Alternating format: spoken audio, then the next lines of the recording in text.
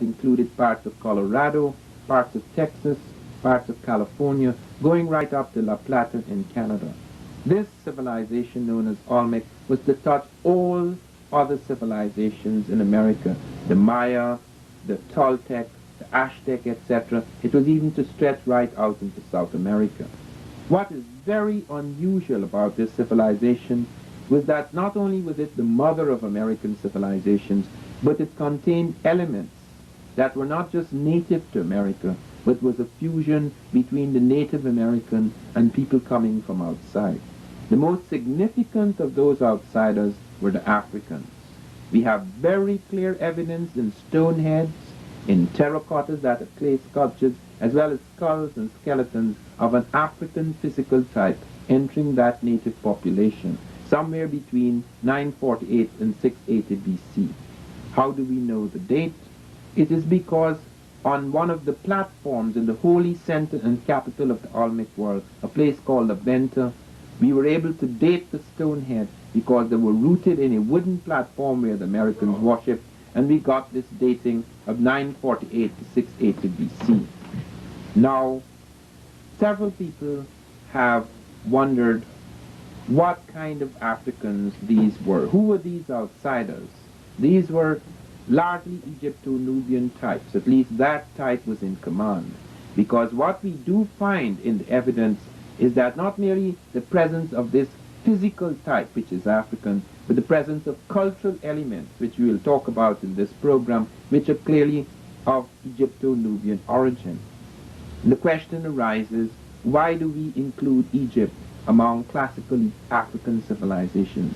There is now absolutely no doubt that the ancient Egyptian civilization was overwhelmingly African. They have found the kingdom of Ta-Seti in the Nile Valley, where all the major elements, political and religious elements, spring out of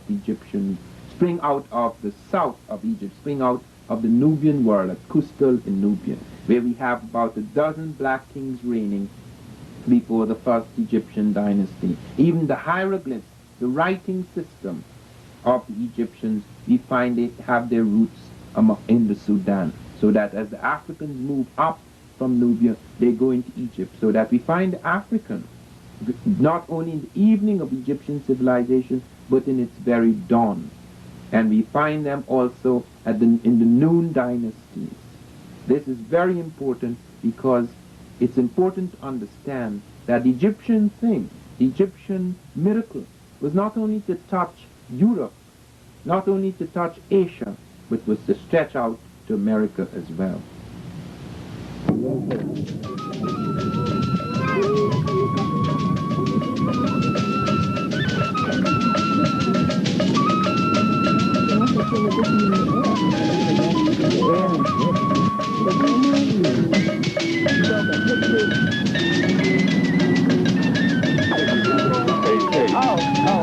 That's for the different point for this picture.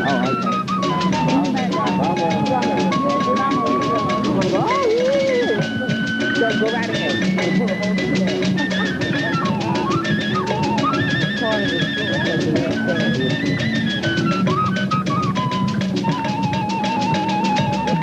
Other pictures, like in Mexico, this is the best example of the cultural rites that they practice in the ceremonial setting.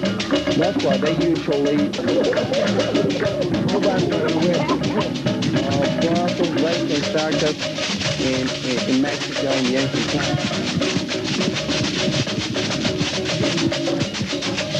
Typical separate construction. Most of the buildings that we can see.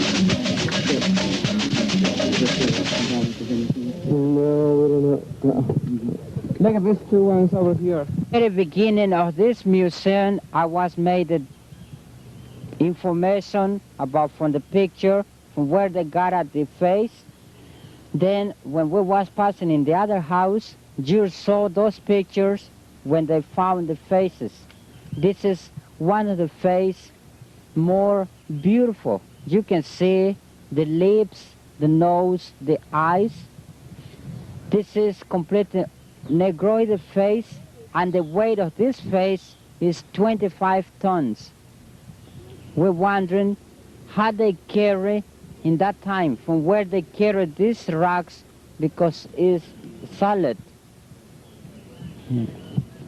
This head they bring from 134 kilometers far from here.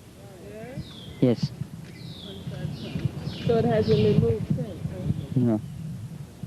Was that stone quarried where they found it? Or how far did they have to bring the quarry stone? They say from 100 kilometers far. They call basalt.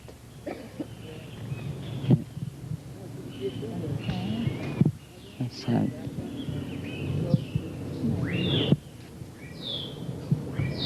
Is it one solid piece? It is one solid piece. From 25 tons. What is the relationship between this head and the African presence in the New World? Well, they showing it to you the exactly origin, Negroid, the basic origin for these peoples.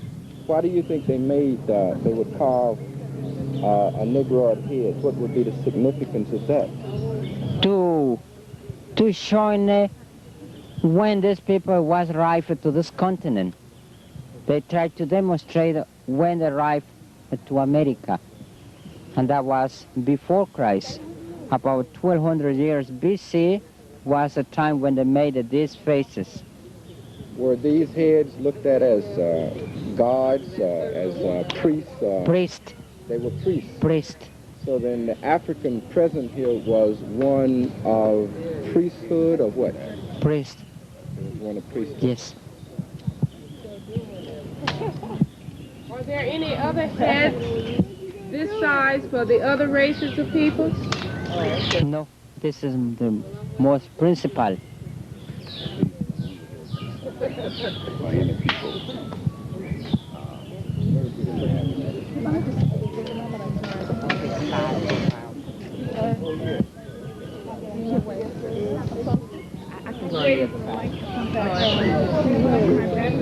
Dr. Van Sertima, can you make a comment on this? I was asking him the significance of this in terms of the importance in the society of these heads, and he was saying that these were represented priest class. Yes, this is the priest king class, because it would appear that these people were among the ruling elite of the Olmec.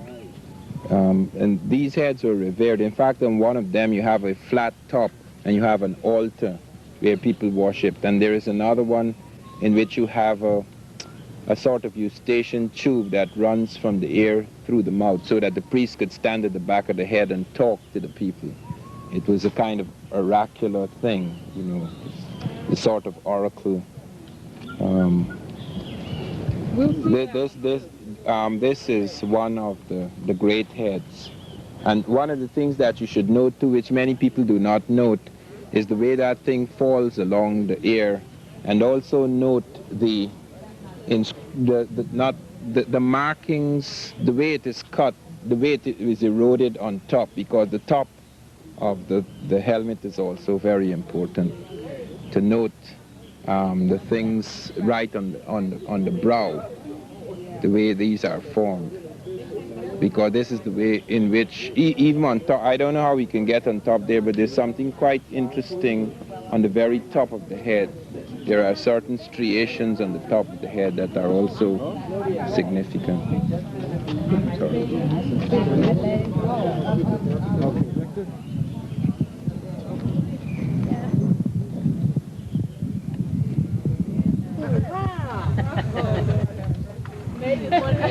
Be close attention to everything that is said tonight, and that you should prepare yourself to ask questions about the many troubling problems that beset prehistoric America. It is not really prehistoric, it is merely pre-Spanish, but anything that is pre-European is considered to be prehistoric. It is the really critical missing pages of history, both for America and for Africa. And what I want to do tonight, apart from touching on what we have seen within the last day or two at Mitla and at Monte Alban, what I would like to do is to go on to make a summary of what we have achieved, what we have seen, what we have witnessed in the last week in Mexico. We began in von Wuthenau's studio. Make no mistake, there is no studio in the world where you will find such a collection of African physical types in ancient America. Many of you have not had the opportunity to examine closely at leisure all the pieces in that collection. It is a priceless collection, and many of you have raised the question which must be pursued: what will happen when von Wuthenau, who is now 84, dies? What will happen to a collection which is of tremendous significance for us blacks throughout the third world? Because the likelihood is, as has happened in previous centuries, the likelihood is that all of these marvelous pieces which we have seen, and which we have not yet had time to photograph completely and to preserve, may disappear. Von Wuthenau has, in addition to these little sculptures, he has a catalogue of everything he has. Brilliant photographs taken by several professionals over the years. He is apparently the director of the dancing group. And this is a man, and his features are Totonac. They are not Negroid, but they paint them with chapopote, so it is a warrior who is black. That is also an atavismo, because they knew that the Olmecs were black. You're saying that the Olmec people themselves were black? No, but this one certainly was black. You see, you can't see. And here is the proof for it. It's one of the best proofs I have. This is a figure made that is between the Olmecan period and the Totonacan period, transition period. And this is an Olmec sculpture, and to be black, they covered it with tar. You see, it's a stone head, but it's covered with this tar. So not only the features and the thick lips come out primitive, but it is made black.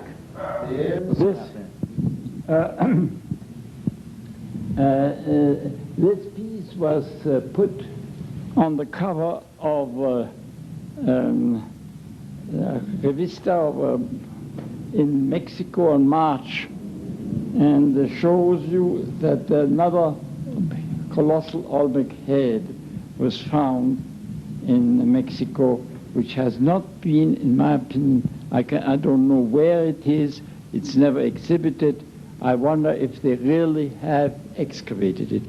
Of course, you see these, there is the item that the people in Tabasco, Tabasco is one of the provinces here, I mean one of the states, the state, just as Louisiana is a state. And the people in Tabasco don't want it to disappear from their place to Mexico City. And there are frictions between the Instituto de Antropología and the state, you see.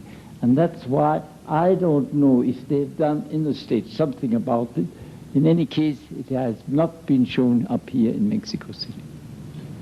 But it is 100% Negroid features, and I wish we could get it out and get some of you. The choice of archaeological sites to link all that we have seen together as a single piece. This is one of the most difficult things to do in Mexico. There's a vast amount of confusion, even among the guides who are supposed to have mastered the material in their own area. There's a vast amount of confusion about dates, about the occupation of sites, about the nature of influences, about what the various things we have seen mean. Some of these things cannot yet be explained. Some of these things people can only guess at. But what we are certain of, what we are absolutely certain of, is that the Olmec civilization, which is the mother of all American civilizations, is not a single-stranded civilization. It does not belong to one race. It does not belong to what we conceive of as the Native American who came across the Bering Straits. There obviously were other influences, and among those influences was the African, specifically the Egypto-Nubian of the Mediterranean. When we look in von Wuthenau's studio, we see quite a number of heads, most of them pre-classic. By pre-classic is meant periods between, say, about 1000 BC going right down to about 600 BC. This is a significant phase in Olmec civilization. There are several phases of the Olmec. I must deal with phases now, and those of you who are taking notes, please note, because you can get very confused when you see the Olmec appearing in other places in later centuries and becoming mixed up with other peoples. This is some of the things that lead to confusion. We must understand that in the capitals of the Olmec world, in the Olmec morning or the morning of that Olmec world, you have people coming into the site, occupying these sites as early as 1200 BC at La Venta, the holy capital, as early as 1500 BC at San Lorenzo. Those dates have nothing to do with the actual sculptures, the actual monuments, etc. People walk into a site and start to occupy it because they find there is land there, they can plow the fields, they can grow crops, they can eat, etc. They don't just walk in today and tomorrow they start building colossal sculptures and massive ceremonial platforms and pyramids, etc. So when people come into a site, has nothing to do with when the flowering, the high point, the climax of the civilization occurs. The Olmecs came into their sites pretty early as 1500 BC at San Lorenzo, as early as 1200 BC at La Venta. You must look carefully at this map and see the diamond points. Those are the capitals. And those diamond points show you where the Olmec first made their major settlements. Now it is as early as 1858 that Mexicans became aware of these sites. Remember that just like in Egypt, a great civilization flourished and then died, and then people forgot all about it. The pyramids lay under the sand, the Sphinx lay under the sand. Something stood there like enigmatic witnesses of a glorious past. But many people continued to live for centuries without recovering the majesty of that civilization, without being able to go back to their roots. This is what happened in many of the great cities of the Americas. That for a long time, for centuries, a shadow fell upon this world. Something very unusual seemed to happen somewhere around 8900. Some people put it slightly later, but something very unusual happened in America. It may have been some kind of cataclysm, it may have been an epidemic, it may have been the upheaval, some revolution in which the elite was overthrown and many of the marvelous statues and many of the marvelous platforms were abandoned. We do not know exactly what happened. It was suggested by Victor Damas at Palenque that there was an epidemic of cholera and that could account for the disappearance of people. And that may be a plausible explanation for the disappearance of some of the people from the Mayan sites. But when we come to the Olmec morning, which I want to dwell upon because it affects everything, when Michael Coe and others speak of the Olmec as the mother of American civilization, they are really stating the whole thing in a sentence. It really is.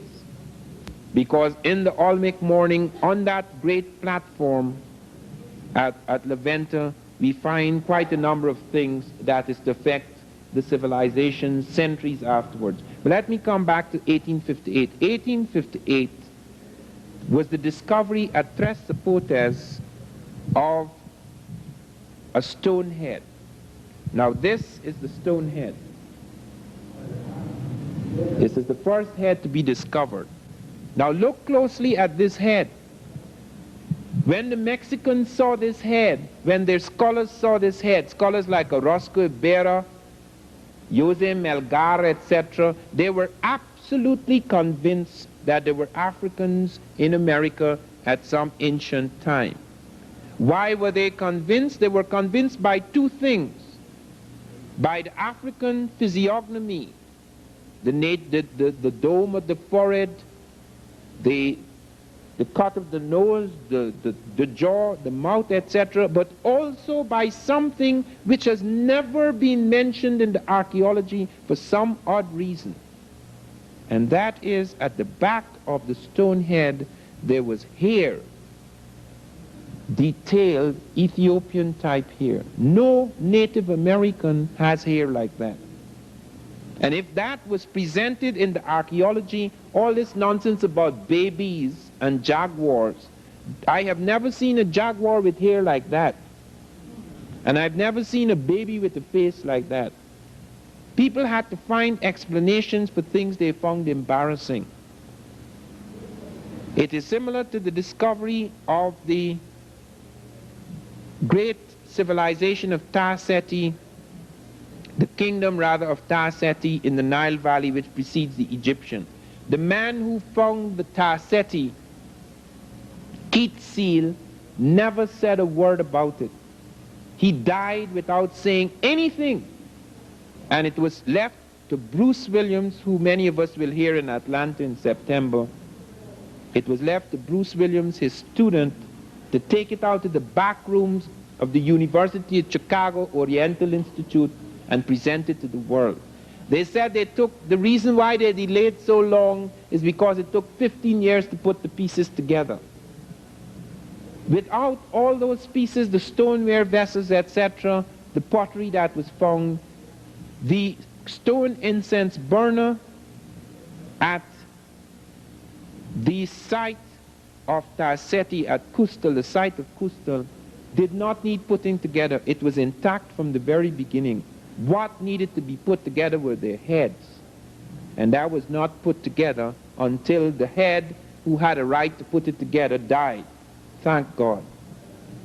It is absolutely important for us to take a very serious view of this, because we find again and again and again that you have a deliberate effort to wipe out the evidence, to hide it, to explain it away.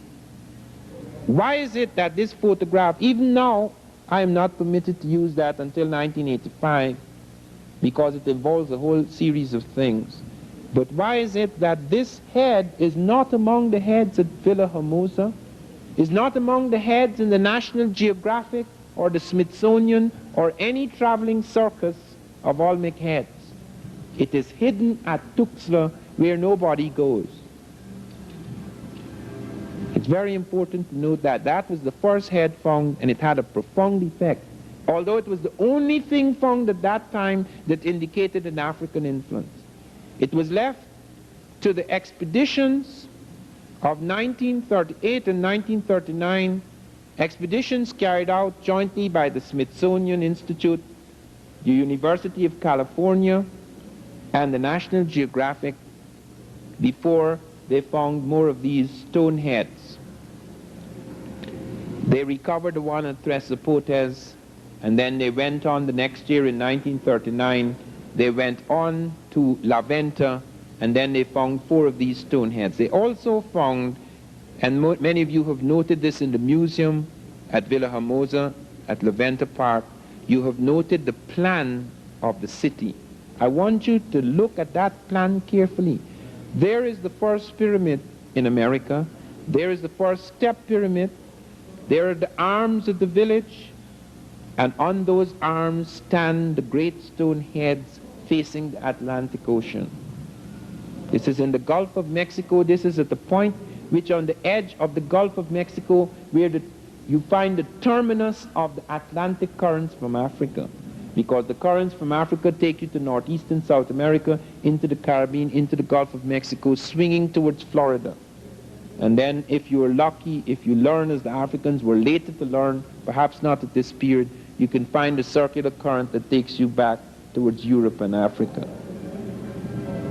Here at La Venta, they began to see a distinctive art style. Here at La Venta, they began to see something in the faces of the monuments, something in the traits, the cultural traits of the Olmec that was to leave its stamp on later civilizations like the Maya, out in Palenque, out in Monte Alban, out in Mitla, Even in the evening, the twilight of the gods at Teotihuacan, out at Tatilco, at Cerro de las Misas, in the Monte Alban phase, all of these are branches coming out of the mother culture, the Olmec. And there's something very distinctive. Here, for the first time at Levanta, are the pyramids. Here, for the very first time, is found the sarcophagus, like in Egypt. Here, for the very first time, are monumental stelae and sculptures of colossal proportions. Here, for the very first time, are the great priest-kings. Here, for the very first time, are enormous ceremonial temples and altars built to the gods. Some things must be said about the stone heads which you must note. There is one of them that has a tube running from the ear out of the mouth, which was featured as an oracle, and it has a flat top which functioned as an altar. This is very important because it is that kind of oracular thing that was found in Egypto-Nubian the period. In order for the priest-kings of the Egyptians to hold the world together, which was being torn apart. The Bible describes Egypt at that time like it describes the great factions and frictions in Egypt at that time. They speak of it as some sort of a torn nation. And in order to pull it together, they had to find once again the power of religion. Religion is responsible for the extraordinary vitality that built the temples and the pyramids and the great tombs of both Egypt and America. Note that.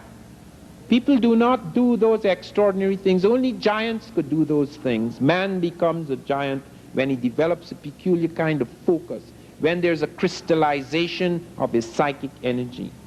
In civilizations that are highly fragmented, that have lost all their certitudes and cannot find again any kind of certitude and focus and power, the tremendous capacity to have the consciousness to operate as a giant is lost.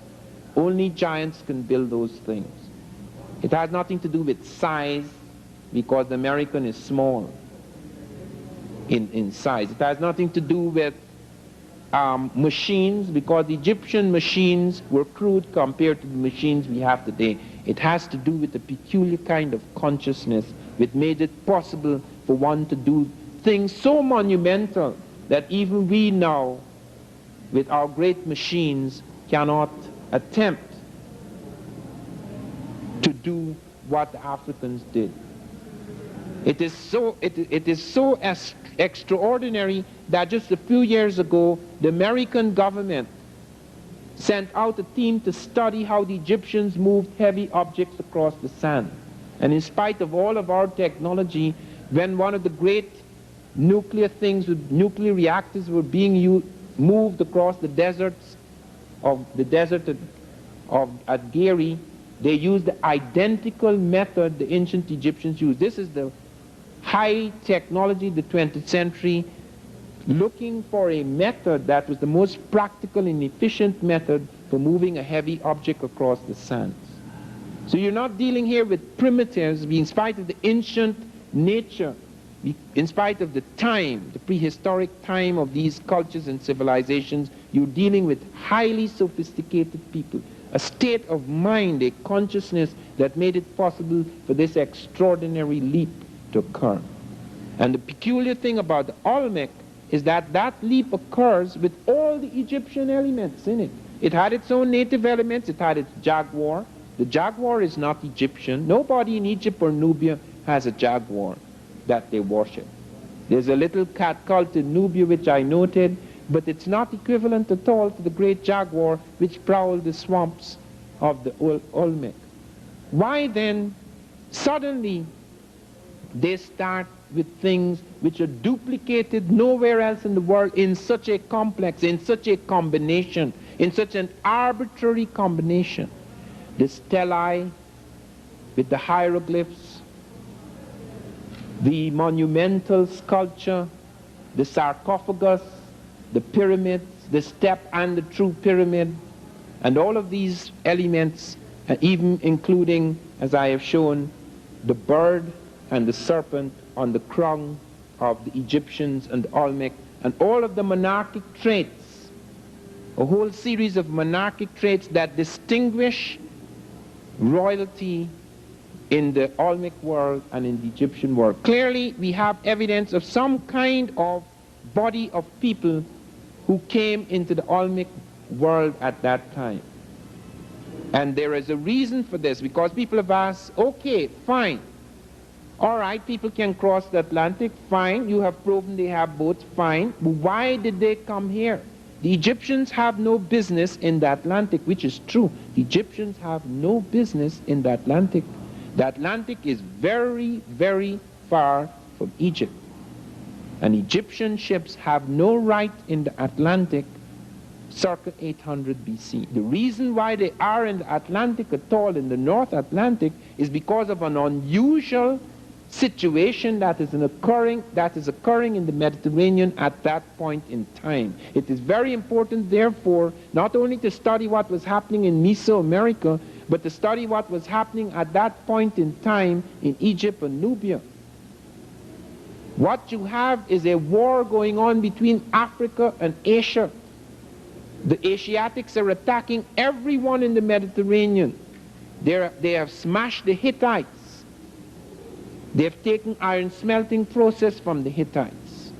They have smashed the Phoenicians. They've made vassals of the Phoenicians, who have always been servants of the Egyptians and the Nubians. 50% of the Egypto-Nubian navies are Phoenician.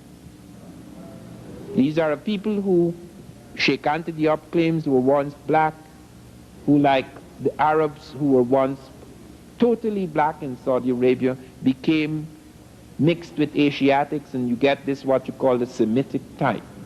So that you have a mixed type Phoenician, which it gets black again as it enters North Africa and begins to intermingle once again with black people, until by the time of Hannibal, the Phoenician or Punic type is African.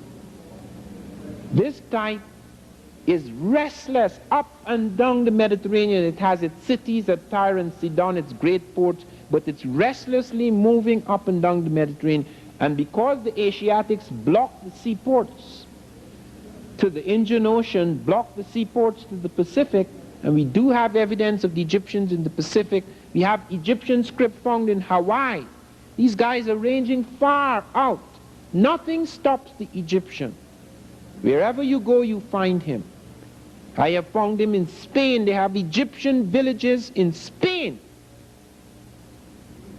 where Barifel has shown the cartouches of the Libyan kings around 1000 BC are found at Almunecar, Spain.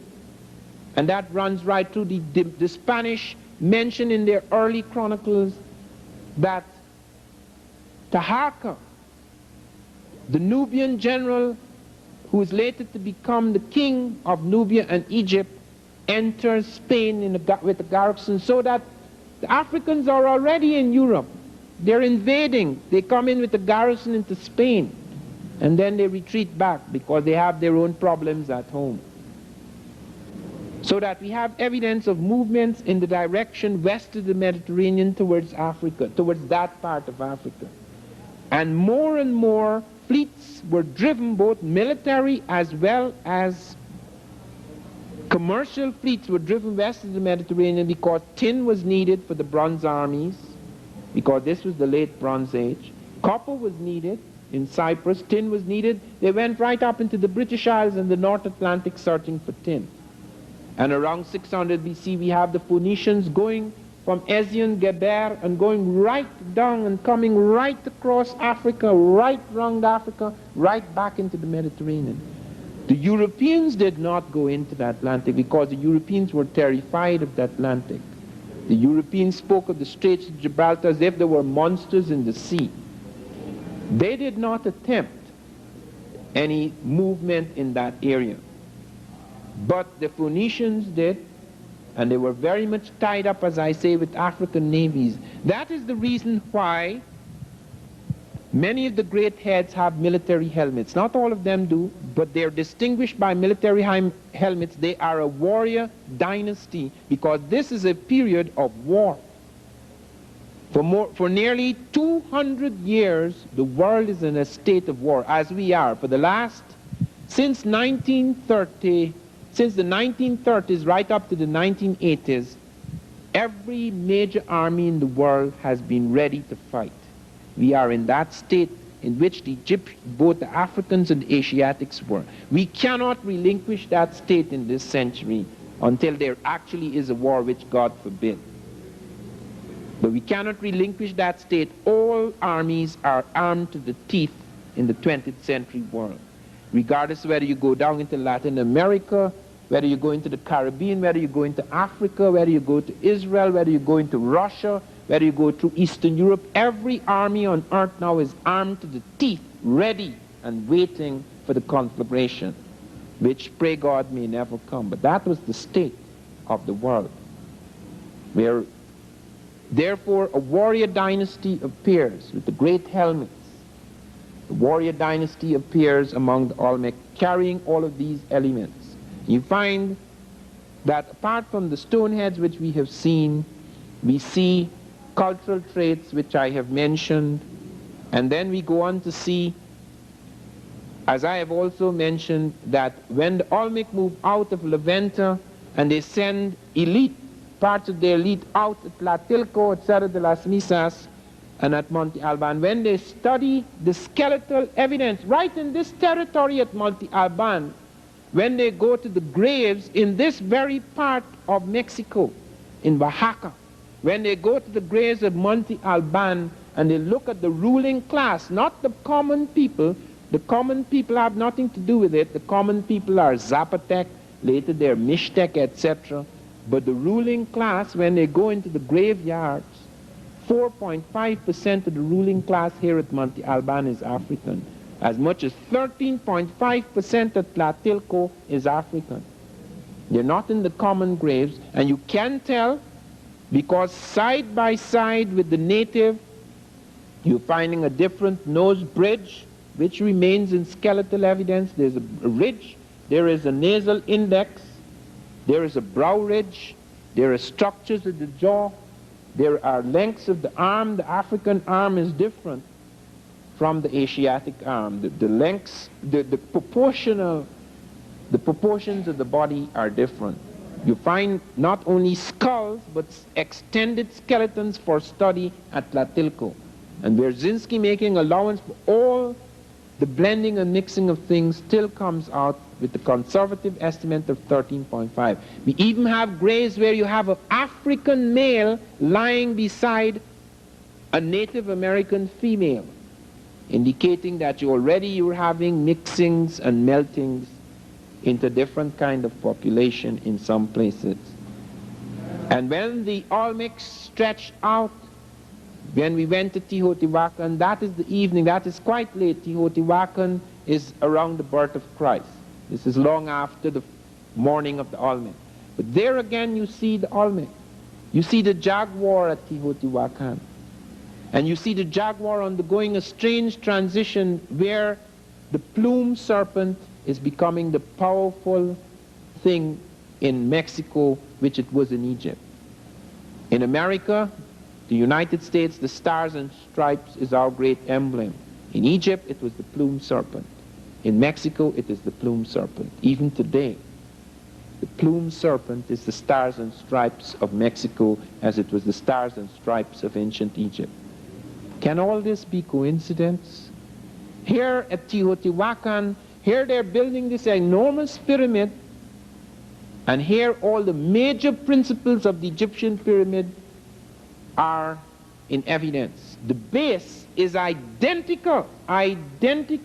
Some people had said it was 1 meter off, but now they find that the meter mistake is what they calculate for error in the reconstruction of the site.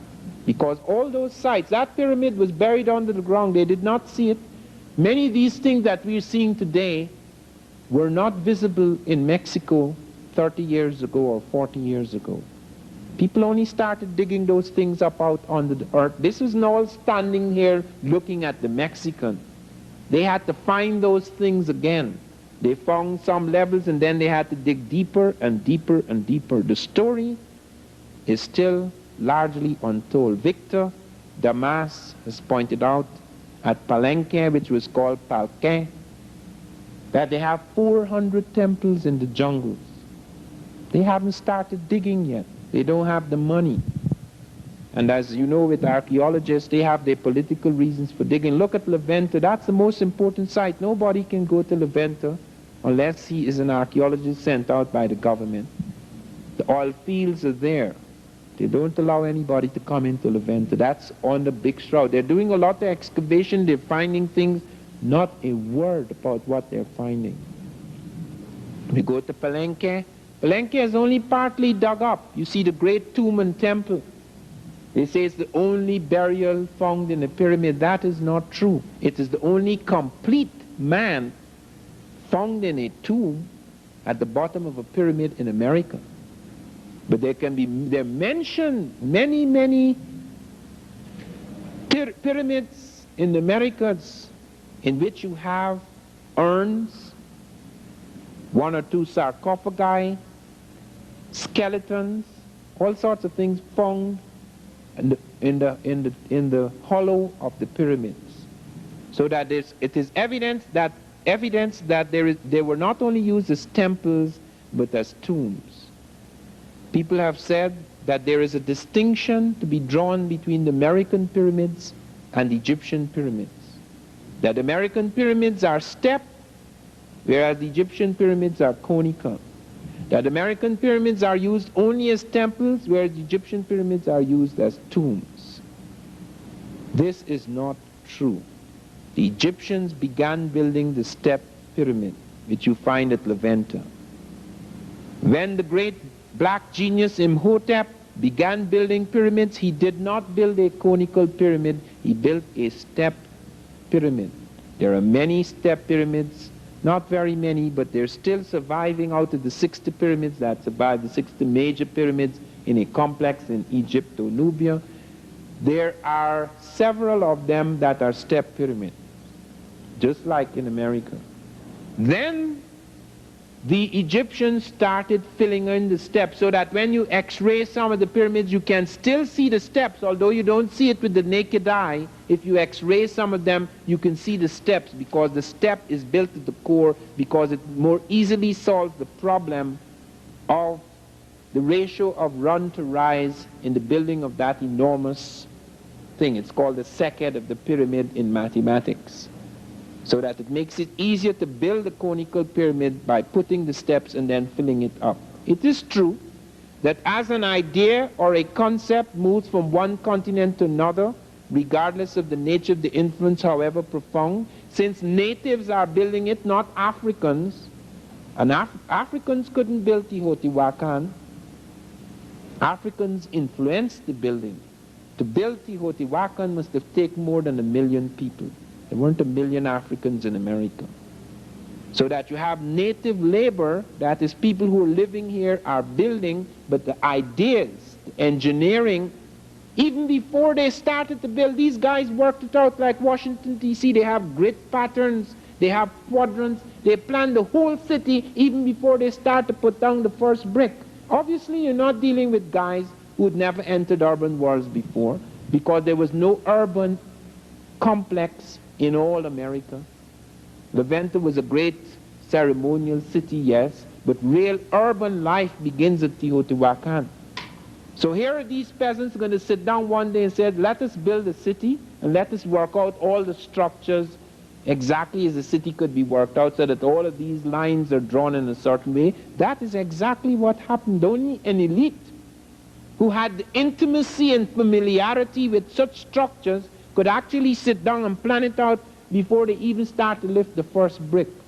So what we're dealing with is conceptual diffusion, the diffusion of ideas, the diffusion of certain kinds of ideas from people who have been working in this for a long time. We're not talking about Africans building the pyramid. Consequently, therefore, when you see the pyramid in America, you see a different configuration. Superficially, it is different. But it has all, Teotihuacan has all 3 functions that the Egyptian pyramid had. It is a temple, it is a tomb, They have found skeletons inside of the rooms at Teotihuacan, and they haven't dug all of Teotihuacan up yet. There's still hidden temples, hidden passages, inside of Teotihuacan, and it functions as a geodetic marker. That base is not an accident. To build that base, you have to know all the astronomical knowledge Egyptians knew. You have to know the circumference of the earth. You have to know all the units of measurement which came out of the sky, the study of the sky, because we did not make the inch. The Africans did not make the inch by accident. They didn't get up one morning and somebody says, look, let me take my little finger, this is an inch. They didn't build a second of time by accident. The second of time was worked out by the relationship of the sun in its movement across the earth, the rotation on its axis, the rotation of the earth on its axis, all of those things, those are astronomical things. You cannot have units of measurement without astronomy. Mathematics and astronomy are related, just like geometry is related to the problems they solved in the inundation of the Nile. So all of these things were carried over. Why are they using units of measurement the Egyptians are using? Why, when you go to some of the burials, you find the canopy, like in Egypt, you have canopic jars in the north, south, east, and west, and they have 4 distinct colors to mark the cardinal points. The Chinese have distinct colors to mark the cardinal points. They're not like the Egyptian. They are not like the Egyptian. No Asiatic color scheme marking the cardinal points are like the Egyptian. But the early Mexicans are doing it exactly like the Egyptian. How did they arrive at that color scheme? And later on they change it.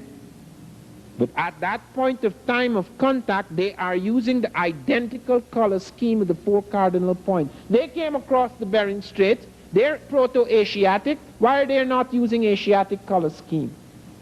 Obviously an inference has come in. They have calendars. The Mexicans have more calendars than anybody else. Why, in addition to the 3 other calendars they had, they introduced a 4th calendar, which is Egyptian, with the identical 365.25. They have their own counts, they've worked out their own native mathematics. Why then are they taking this into their system? All of these things have to be explained. Why at El Villajón in the Olmec world, in the heart of the Olmec world, there is paper found made from wood pulp. Nowhere on earth is paper made from wood pulp except among the Egyptians at this point in time. Why are they moving enormous stones which they never moved before from vast quarries, using the same method of breaking stone and linking it together, using the same methods of moving the stone as the Egyptians, bringing it down the swamps? Why is their agriculture identical as on the Nile? They're dealing with the same flood problems. Why they're responding in exactly the same way? They have the same hydraulic system of agriculture. You go down in Peru, which is touched by this, you see the terraced agriculture like in Egypt. Why are they doing all of these things? All their kings are carrying these things. They have the plume serpent motif. They have the great earrings under their ears. They have their beards as an index of rank and royalty. They have the purple, the use of purple. Yesterday, for example, I caught our guide, Hector, saying that these things were painted red. I said, are you sure you mean red? He said, yes. I said, well, tell me what makes the red. What do they use to make red? He says, cochineal. I said, that's not red. Cochineal is the equivalent in the Mediterranean of the murex shell purple. Cochineal makes purple. All the temples in America, wherever they paint purple. They even painted the stone heads purple. Medinel Zenel found the patch of purple on one of the stone heads and found that the weathering of time, the erosion of the years, have taken the purple off the stone heads. That's the color they use in Egypt. That's the color they use in painting, when the main color used in painting the temples is purple, because purple is emblematic of the power of the gods. And the reason why the Egyptians struck on that was by a peculiar arbitrary phenomenon, that the murex shell, before it reached its final fixed purple, went through a series of tints which were like that of the Nile in flood. Now most of you are city people who think that water is colorless or crystal. Water is not. This is only one kind of water. There is red water, there is blue water, there is green water, there is yellow water, there is brown water, there is silver water, there is crystal water, there is black water. All of these types of things, if you lived on rivers as I did, or you lived on the Nile as the Egyptians did, you will find the water goes through many color changes.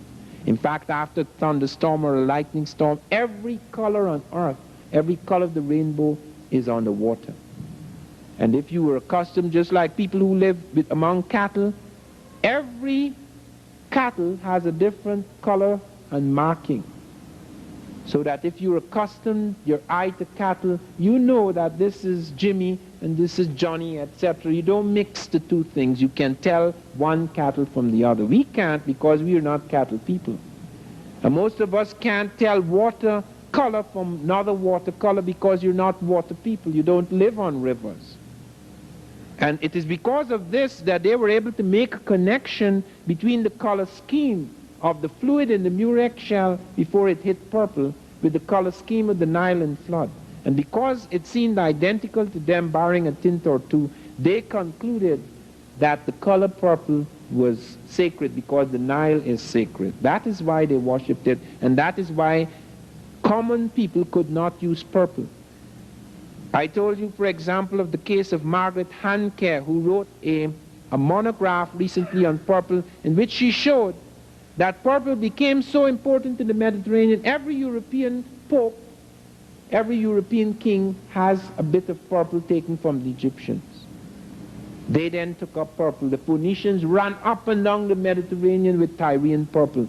They destroyed all the ports that had the murex shell until the murex shell was exhausted. And some people say that the Phoenicians came over here with the Africans searching for purple. Cochineal, which is American, nowhere on earth is cochineal found. It has been found stamped on caves in North Africa. It doesn't belong to Africa.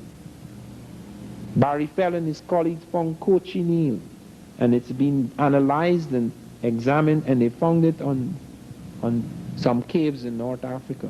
And the cost of purple was so great that 1 ell or yard of purple could be sold for nearly $1 million at a certain point in time. Only kings could buy purple. It was not the common people. All of these are things that seem to link up the old world with the new.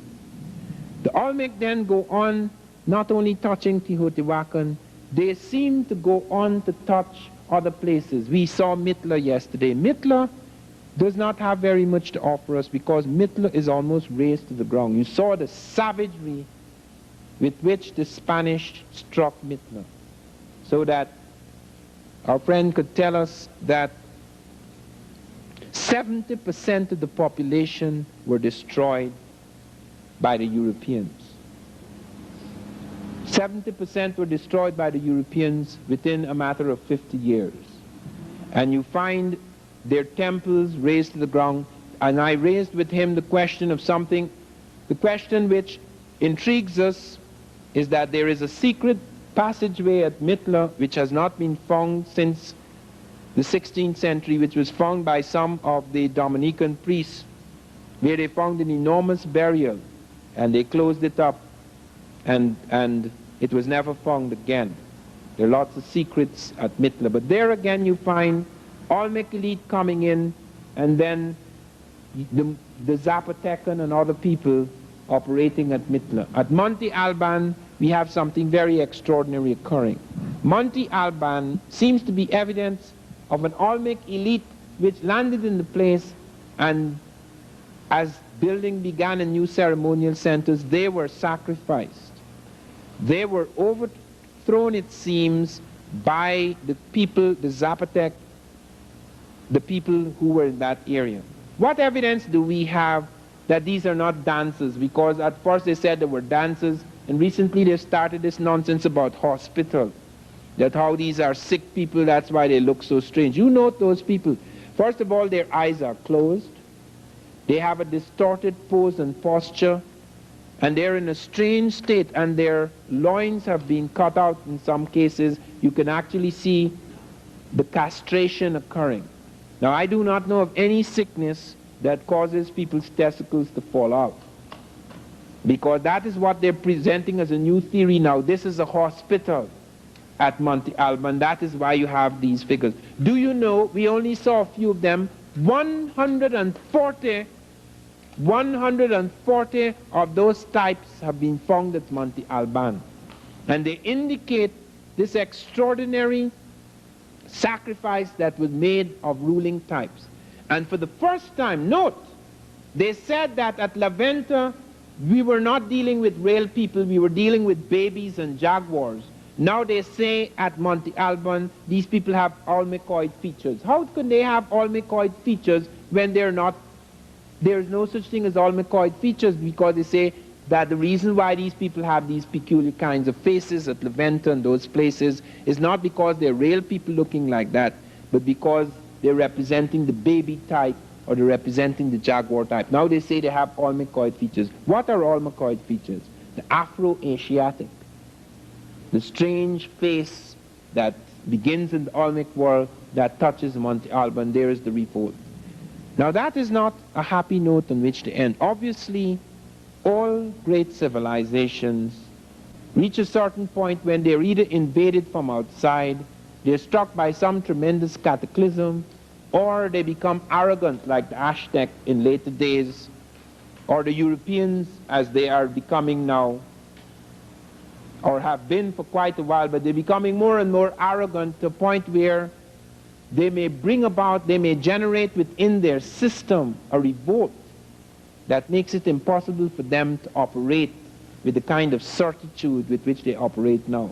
Most of you are filled with a sense of hopelessness when you think of the European giant, the tremendous shadow that he's thrown over the world. But let me tell you that changes have already begun to occur in the 20th century. When I was a boy, one of the things that was told to me repeatedly, and which I believed, is that the sun would never set on the British Empire.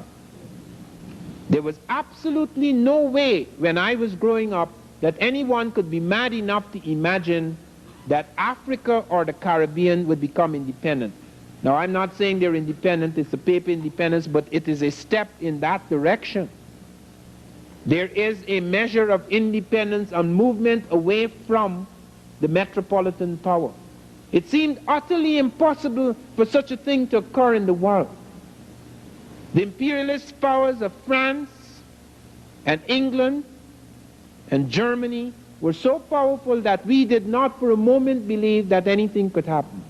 But there lay at the heart of the system certain contradictions that eventually exploded, so that the European himself, without the help of the African, began to destroy himself. After the war in Europe, it was impossible for European powers to maintain their hold in Africa and the Caribbean. Riots broke out everywhere. And the more riots that broke out in Africa, the more riots broke out elsewhere. I remember the only time I heard of anything about Africans that made me feel proud and that made me feel that I could identify with them was during the Mau Mau rebellion, when the radio, which we listened to as if it were the Bible, the BBC, said that the British Army was closing in on an African who was the right-hand man to Kenyatta. I can't remember his name now, but he, Dedan Kimathi ran 40 miles on his toes to escape the pincer movement of the whole British Army in Kenya and jumped away from them. That was the first time in my life that I heard of an African different from what I had heard of in Tarzan. That is the first time I began to think that perhaps we were dealing with something else other than what I had been told. It was just a flicker. It was to come later, for example, when books started suddenly to arrive from Russia in English about the revolutions in Africa, and they tried to seize these books, but they couldn't find them. We passed them on fast. So the tide and the movement began and could not be stopped, because suddenly, with almost a religious fervor, note, religious fervor, peoples all over the world began to become conscious of themselves as having the power to change things. That was all. They did not have guns, they did not have bombs. Everything was against them, but they had a new moral force. A new moral force that came out of a contact not as profound as ours today, but a contact, however flickering, however faint, of another kind of history, of another kind of person. Suddenly, as if what had been buried for centuries in history began to resurrect itself, creating a new sense of person. I was talking today with someone, and this is something that has been raised constantly by students as one travels around the country. Why is it important to talk about what blacks did in America 3,000 years ago, or in Africa 3,000, 2,000, 1,000 years ago? What does it matter? The black man is reduced throughout the world. So to talk about what he did or didn't do in ancient times is irrelevant. That is not true. That is not true, because of the fact that this consciousness is where change begins. Consciousness is the beginning of a new man, beginning of force. It is like putting a plug into ancient source of electricity. Something actually happens. One begins invaded with a new energy. I always remember that. There are circuits of energy in the human. Energy has nothing to do with how much food you eat or what is your native constitution. Gandhi had more energy than anybody who was weightlifting. Gandhi could walk into England with his loincloth and sit in the snow without feeling cold. That is energy. It's a different kind of energy. Energy, Gandhi acquired a peculiar kind of energy because he was plugging into something that was different from what the Indian had plugged into for a long time under the British. A different conception of freedom and power and dignity. When Gandhi sat at that table and the British said, "Of course, you don't expect we are going to leave this place, do you?" And Gandhi said, "Yes, you're going to leave this place," with an absolute confidence, because he knew from the shift in consciousness that there was no way that the British could move against the tide that was rising in the consciousness of the Indian people. They were going back to a sense of what they were. They were no longer thinking of themselves as mere extensions of that civilization. That is why we go back into history, because history, its resurrection, its reconstruction, produces different qualities in the human. It is almost like a religious energy and fervor and zeal that rises in consciousness and reshapes the people. That is why one goes back, because it really affects the living present. Our conception of the world, our consciousness of what is happening, is determined by our conception of history. If you think your history starts with slavery, as most black Americans do still, and most whites still do, and Alex Haley's roots didn't change it, merely consolidated it. If you think that history begins with slavery or with primitives in the jungle, there is absolutely no way that you can speak with confidence that you can overturn a civilization, because at the root, regardless of any protest that may spring superficially from your mouth, at the very center of your being, there's an absolute conviction that you're dealing with people who are essentially superior in every way. They only cease to be essentially superior when you rediscover through your history that it is not so. That fundamentally there are large extent invaders who struck as barbarian forces other peoples captured them and destroyed not only their cities and their civilizations, but sought systematically, as they still do, to destroy their conception of themselves as people. It is only then through that history, whether it be in Mexico or in Egypt, the recovery of this, when one sees that one is at the very center of formative civilization. Olmec was formative. It wasn't just something it wasn't just something flowering at La Venta, Tres Zapotes, San Lorenzo in Veracruz. It was to touch Mitla, it was to touch Monte Alban, it was to touch Teotihuacan, it was to touch Tlatelolco, all the great centers. It was even to go right down into South America so that it touched Chavin, Kupisnik civilization in South America. And we were involved in it. And Egypt was not just Cairo and the Sudan. Egypt touched Europe. The Greek would not have been possible without Egypt. Asia and its great quantum leaps would not have been possible without Egypt. That Nile Valley carried a fire into Europe, a fire into Asia, right through the world. We were there at the heart of that. And it happened.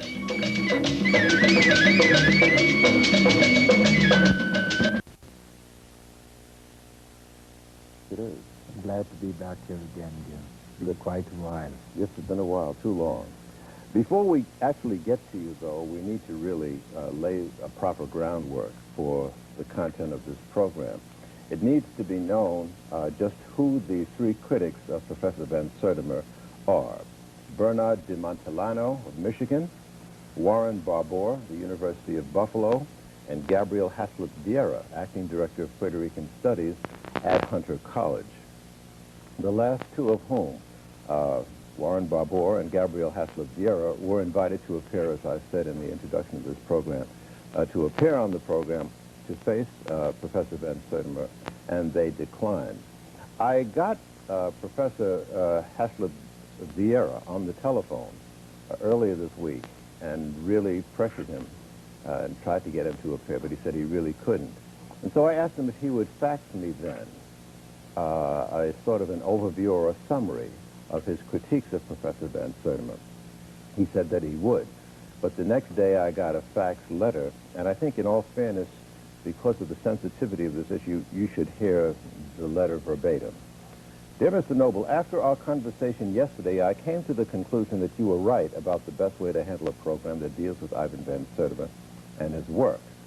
A face-to-face discussion between Van Sertima and one of his critics is the best way, parentheses, the only way, to deal with his many claims, all of them unsupported by the environmental, historical, and archaeological evidence. Van Sertima makes assertions about pyramids, ocean currents, terracotta figurines, the distribution of plants, the introduction of African words, and the introduction of religious and political concepts, among other claims. He also plays games with linguistics and with racial stereotypes, for example, hair braids, and, parentheses of course, the colossal stone heads with their presumed Negroid features.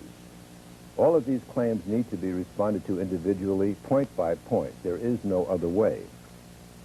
Unfortunately, I cannot be present on your show. I also believe that a faxed summary of our critique would be woefully inadequate to deal with the seriousness and complexity of this subject. I guess Van Sertima will simply get a free ride, but that's okay because our critique is now in print and available to our main constituents, students, teachers, and public schools, as well as faculty institutions of higher learning. Again, I want to thank you for the invitation, and please accept my profound regrets.